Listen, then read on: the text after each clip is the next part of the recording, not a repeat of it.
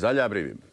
Pret. Jā, mēs iebilstam pret, tāpēc, ka tur ir vairāki tiešām būtiski aspekti. Viens ir tas, ka, protams, jā, mēs nesasniedzam vēl pagaidām šos mērķus.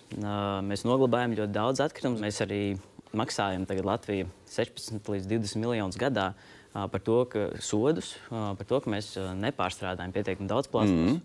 Un šīs atkrituma sadedzināšanas vienkārši to neatrisinās, tāpēc, ka tur neizbēgami būs konkurence par šiem sašķarotajiem materiāliem. Un turklāt Eiropas Savienības līmenī likumdošanas līmenī notiek virzības to, ka mēs ejam prom uz tiem nepārstrādājamiem iepakojumiem. Tas nozīmē, ka nākotnē vēl lielāka tā konkurence būs tieši uz to pārstrādājumu daļu. Patreiz ir 2 projekti, kas konkurē savā starpā. Viņi tīri teorētiski var būt abi 2.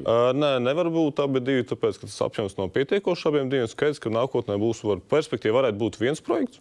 Jo tas apjoms, ko mēs redzam, tas resurs, kas ir nepieciešams tikai priekš vienu pietiekams. Mums arī vēl ir tie paši mērķi 35. gadā apglabāt tikai 10% no vispār atkritumiem, kas ir, un 65% pārstrādāt. Kaut kā tā problēma ir jārisina.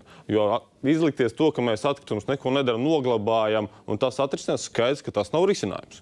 Šķirošana ir jātīstās, jāiet uz priekšu, bet mēs redzam, ka tas apjoms tur, tai šķirošanai, nav tāds, kā mēs... Viena varētu būt vai nevarētu būt?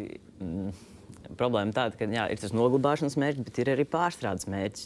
Un tad, mēs sasniegtu noglabāšanas mērķi, bet tad mēs nesasniegsim to, un mēs turpināsim maksāt soda naudas. Un mums vienkārši, ja panāk to, ka iedzīvotājs sāk beidzot normāli šķirot bioloģiskos atkritumus un investēt vairāk tiešām pārstrādē un aprits ekonomikā, tad mēs varētu atrisināt šo situāciju. Un mēs nekādīgi šī atkrituma reģenerācija nekonkurē ar pārstrādi.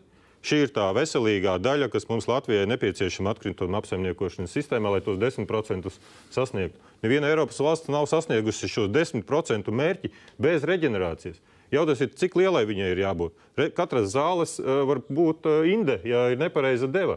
Un šai gadījumā, ja tādu vienu projektu no šiem 2 realizē, viņš ir precīzi atbilstoši, veselīgs visiem aspektiem. Bet jūsu zaļās brīvības retorika par to, ka jāpārstrādā, tas ir aizgājis dažādos valdības plānos par atkritumu apsaimniekošanu. Pirms 5 gadiem un pirms 10 gadiem.